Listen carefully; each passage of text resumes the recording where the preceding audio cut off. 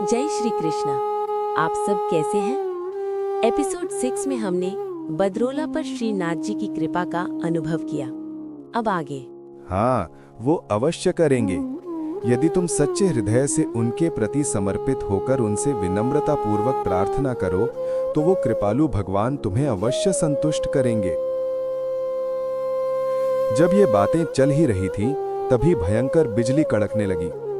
पूजा बंद हो जाने से इंद्र क्रोधित हो गए और अपने 8 विरक्त तथा अन्य देवताओं को गिनकर उन्हें आदेश दिया, तुम महाप्रलय की बाढ़ बरसाओ और उसमें 1000 के भार के साथ सबको डुबो दो।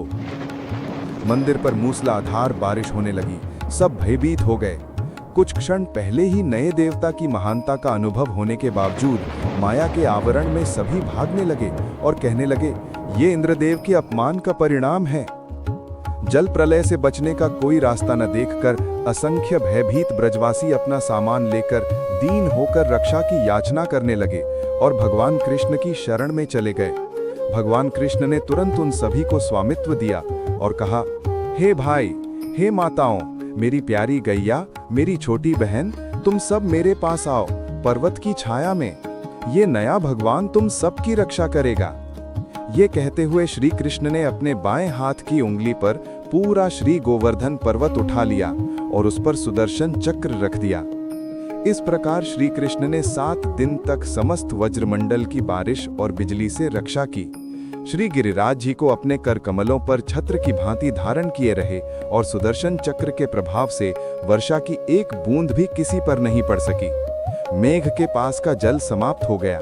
इंद्र हार गए और उन्हें अपनी भूल का पश्चाताप हुआ।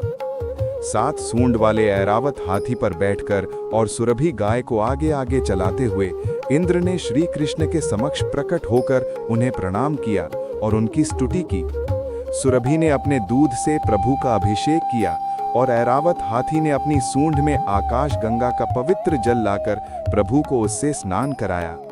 इस प्रकार देवों के देव श्री कृष्ण ने इंद्र के अभिमान का दमन किया और तभी से उन्हें इंद्र दमन भी कहा जाने लगा।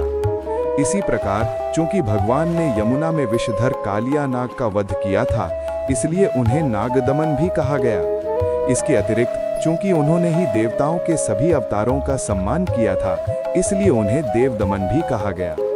इस प्रकार अनेक रूप धारण करके स्वयं के साथ क्रीड़ा करने वाले भगवान श्री कृष्ण चंद्र सारस्वत कल्प की हरी भरी पृथ्वी पर क्रीड़ा करने के पश्चात अपने वास्तविक धाम गोलोक को लौट गए।